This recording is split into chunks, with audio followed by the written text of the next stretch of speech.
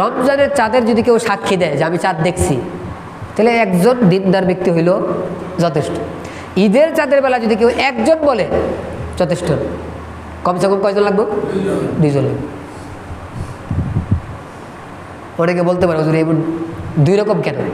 রমজানের চাঁদের বেলা একজনে বললে যথেষ্ট হয়ে দেব, আর ঈদের চাঁদের বেলায় 2 জন লাগবো। আল ফুরুক ফিল ফুরু একটা কিতাব আছে আমার কাছে, আঁকিছি আমরা, ওই কিতাবে আমি পাইছি যে ইসলাম মানুষের ইজ্জতের প্রতি খেয়াল করে। কার প্রতি?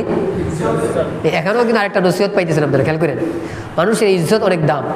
এই যে রমজানের শুরুতে চাঁদ একজনে দেখলে যথেষ্ট, আর ঈদের চাঁদ কেন? মানুষের ইজ্জতের কারণে। হুজুর এখানে আবার ইজ্জত কোত্থেকে আসলো? যে ব্যক্তি খবর নিয়ে আসছে এই ব্যক্তি ধনী হবে না গরিব হবে এটা তো আমরা জানি না।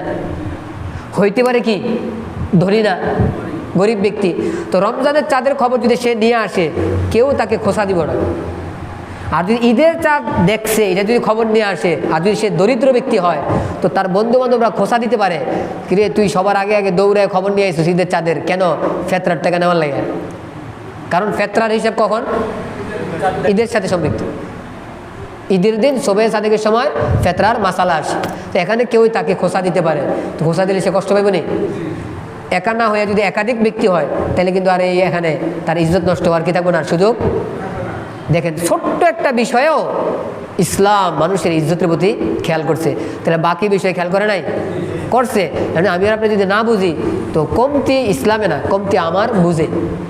আল্লাহ তাআলা আমাদেরকে বুঝার আমল করার তৌফিক দান করে।